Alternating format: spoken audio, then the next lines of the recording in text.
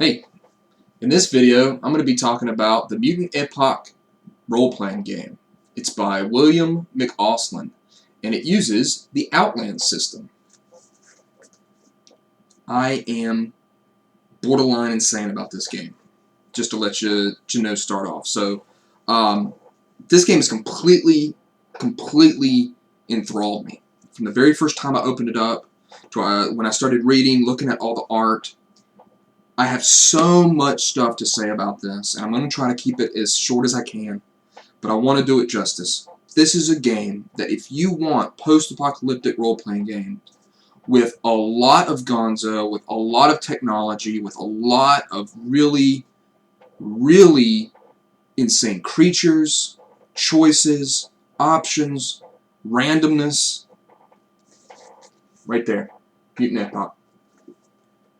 It's created by one guy, McAusland, right here, okay? You flip through it, you look at who made it, it's got his name, that's it.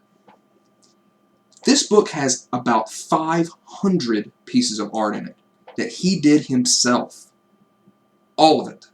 So the book has an incredible cohesion with the way it looks. I'm an absolute huge fan of his art style. It really beckons back to kind of the old days of role-playing, but it's got so much action in each little tiny drawing or the big drawings. It's got, guys are doing so much stuff, and with it all drawn by him in his own style, it's all black and white, you really get a sense very quickly of what this game is about, what it's going to have in it, what you'll be doing, and how much fun you'll have playing it. Now, I'm going to give you a little brief overview of what's available in the Mutant Epoch compared to other role-playing games that are post-apocalyptic. So you're going to have, it's in the year 2364, and it's going to be in the West Coast, Los Angeles, California area. Now, the way, I'm not going to get too much into the system, I'm just going to let you know basically that it's a percentile-based system, but you're going to use all the polyhedral dice to do damage, to do all sorts of other rolls, but the main core mechanic is a roll under percentile system. Okay, so that's out of the way. One of the most interesting things right off the bat is your character generation. Now, there's going to be some people that won't like it, and they'll need to tweak it for their own reasons, but one thing I really like is that he, and of course I'll be saying that a lot since it's his game, he gives you a choice when you're rolling up a random character between a beginning player, an experienced player, and a master player. And it kind of shuts down some of the more exotic and more intricate, complicated character types that you could play. So that's good. You want to start off when you play this with the beginner player role to see what type character you're going to be, what type race of your character is going to be. Now, this is what they've got. He's got pure stock humans, should be me and you. Clones, so you know that you've got different types of people who are either good at something, military, comfort, labor, and they were cloned for being good at what they did. You can be a bioreplica, pretty much a person made from synthetic robots. You know, robot skin. You're not a robot, but you're flesh. You know, but it's made in vat. You were born in a vat, pretty much, engineered through science technology. You could be a transhuman. They are kind of a super being genetically. They have some of the best traits. They're a little bit stronger stat-wise than a pure stock human, but they're also very robot-like in the way that their demeanor is, the way that their personality is. They're not very fun to be around. They're very serious. They don't have the spark, really, of kind of natural zest for life. And that's something that when you see a transhuman, you'll think, well, they're really great, I want to be them, but when you read the description of them, you see that they're a little bit of a role-playing, more role than R-O-L-L type race, character type. Then you have even more fun stuff. You've got cyborgs. Awesome. You've got bestial humans. Once again, animal humanoids.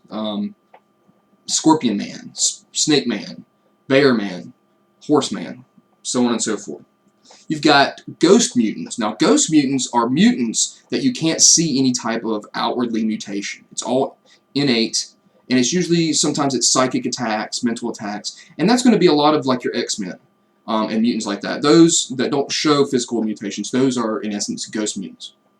Then you have several different types of mutant. You have a typical mutant, mild, severe, then you have a freakish horror, which one thing that's really cool is with the mutants, you can see on the front, William, he loves multiple arms. And that's something that's really cool. You can have multiple heads, up to 6 different heads. The mutations are absolutely just through the roof crazy, some of them.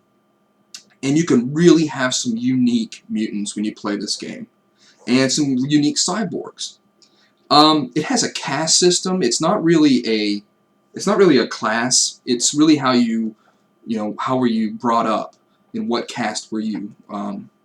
Did you come up and become an excavator, which is what the book kind of calls an adventurer.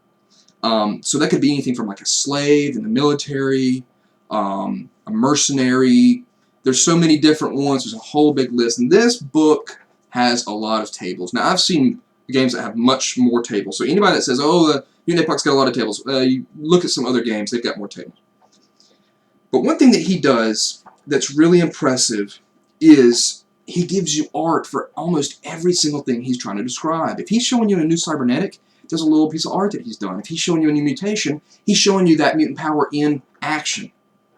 And so it's really visually just a great book to look through.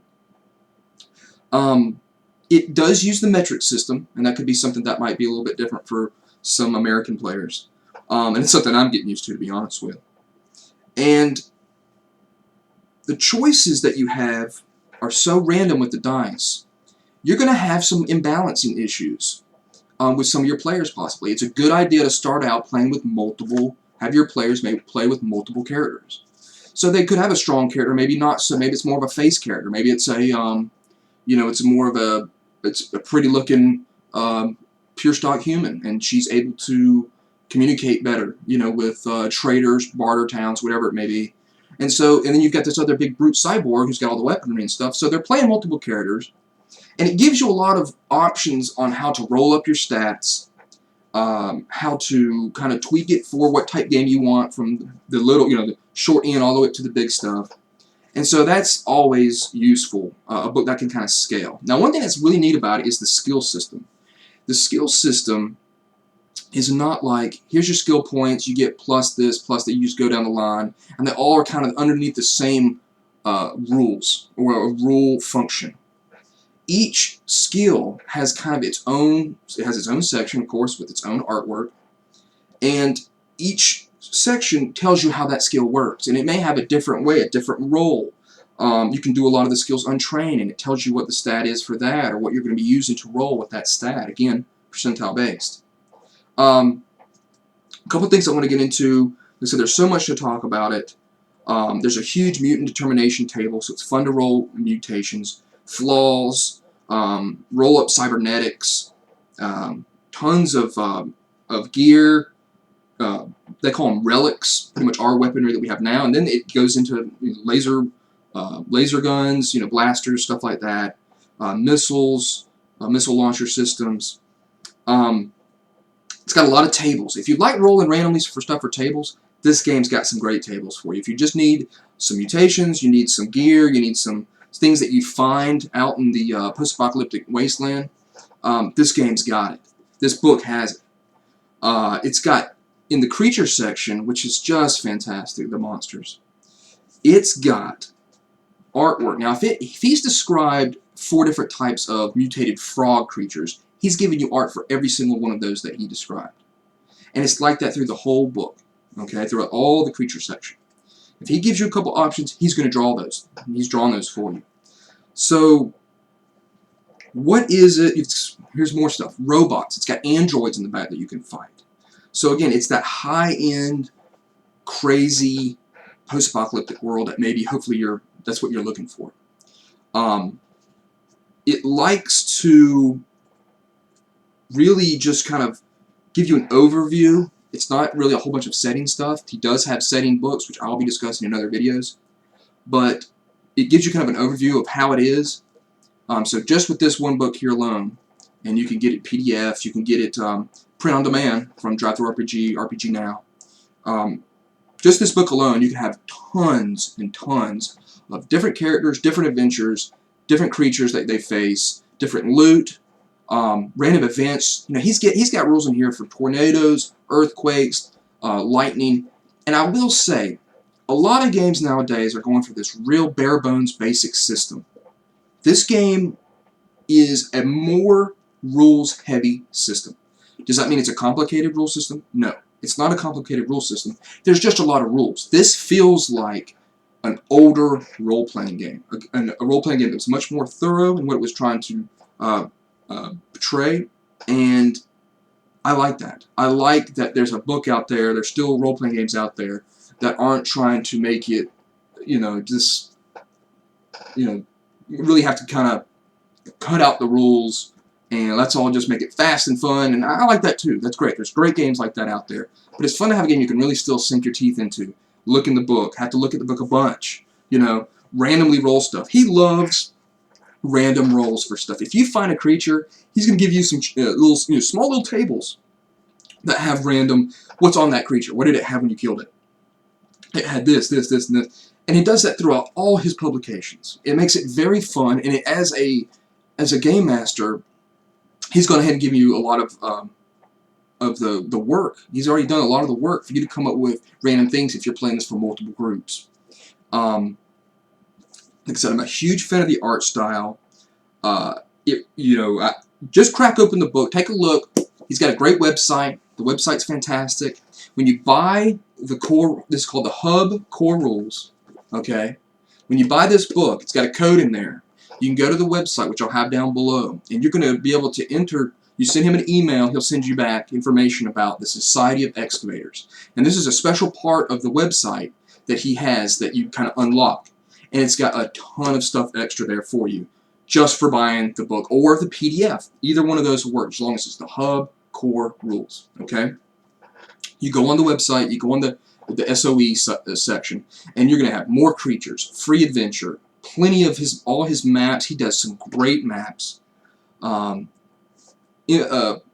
Portrait, PC and NPC portraits, tons of those, fan-created stuff. There's also, and there's one thing I want to also point out about this game too. Now everything, if you don't want Ghost Mutants, don't play with them. If you don't want Cybernetics, don't play with them. This is probably one of the most adult games I've seen if you play it as is. It has drugs, it has venereal diseases, it talks about prostitution, slavery, narcotics, I think I said that, booze, anything you can think of. This is an adult game. And if that's not for you, that's not for your group, get rid of it. Don't use it. You know, that's something you'll have to, I do want to let you know that it is in there. Should you want a game that's a little bit more adult, a little bit, you can have some fun situations with that if the group is obviously very into that. So it doesn't really pull any punches. It really, tackles a lot of that stuff, and that can be fun.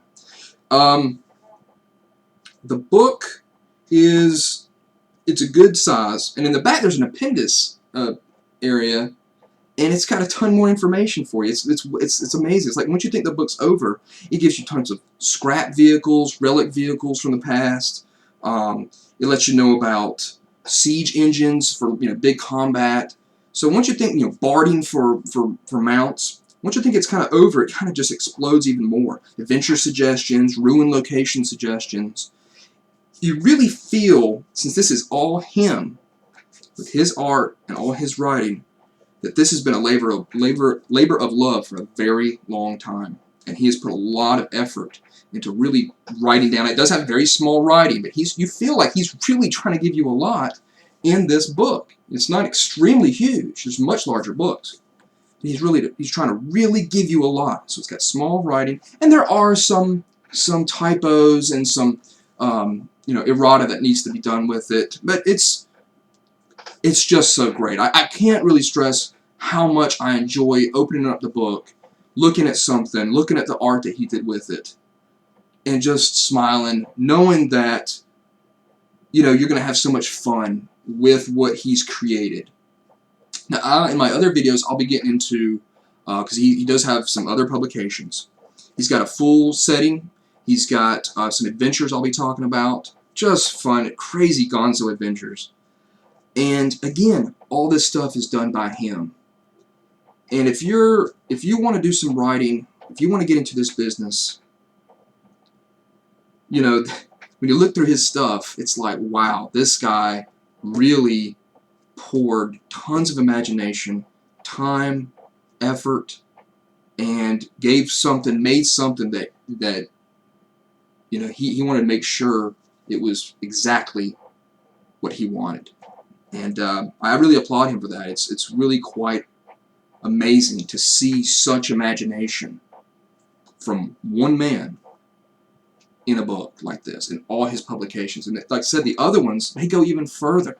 And they're real, you'll just be shaking your head when you look at, when I describe some of these other books, and how much effort he put into this game. His website's fantastic. Like I said, I'm a huge fanboy of this game. Everybody knows it around me. I've been talking about it for weeks. He's on Twitter. We've got a Google Plus community started up. I have the link for that as well. And, you know, I wish there was much more time. I don't want to sit here and ramble on and on about it. But there's just some real innovative things with this game. Terrible, horrible mutants, creatures, disgusting things that will just absolutely wreck you. Great value. It's not on the expensive side, the way that a lot of role-playing games are. And you get so much for it. Does it have negatives? Sure. People are not going to like the character generation of being random. Well, don't make it random. Make something else up. You've got skills in playing these games, and if not, just give it a try if you don't think it's for you, the way that the character generation is. A lot of it's random, and random is what it is. You're going to get some characters that get a lot of strong stuff, some players that get some strong characters, and these people might not be as strong. But is this a balancing game? I don't really care for balance myself personally that much. I like fun and role playing. And if this is a game where all we're trying to do is just slaughter everybody, then yeah, you're going to have some balancing issues with some stuff. But that's what role-playing is all about, is going into these other characters, playing these other characters. And I'm really excited to tell you more about it, and I'm looking forward to making the other videos about it. He also does a lot of art for DCCRPG. Again, another huge, as you know, role-playing game that I love. And so you can go on his website, look at his art. You can get a lot of stuff that pretty much lets you know exactly what you'll be up to when you play the Mutant Epoch. You're going to be looking through, your players are going to be fighting terrible monsters, terrible creatures, mutations. There's radiation, there's disease, there are plagues, there's strange creatures, insects, plants that attack you. It's a very hostile world, and it also feels very full of people and creatures. This is not I don't feel like it's a very sparse environment. It's almost as if everybody's crammed in this area. Monsters, mutants, cyborgs, all into this big area. And people reverted back to bows, arrows, swords, machine guns, pistols, you name it. Shotguns, cybernetics, mutant powers. So it's just a huge melting pot of everything. Crazy gonzo, science, robots, androids, blah, blah, blah. It goes on and on. That's what you get with the Mutant Epoch. So I look forward to making the other videos. Like I said, I apologize for my absolute giddy fanboyness about this, but the game deserves a lot more attention, not only for people who love role-playing games and post-apocalyptic games, but people who love art, old school type of D&D type inspired art from the old days, and just to see someone's passion and their real imagination just pouring out into the pages, and just go crazy with this game. That's what he did, and I love it, guys. So I hope you've enjoyed the video. And again, apologies for me rambling on like a crazy guy, but it's awesome.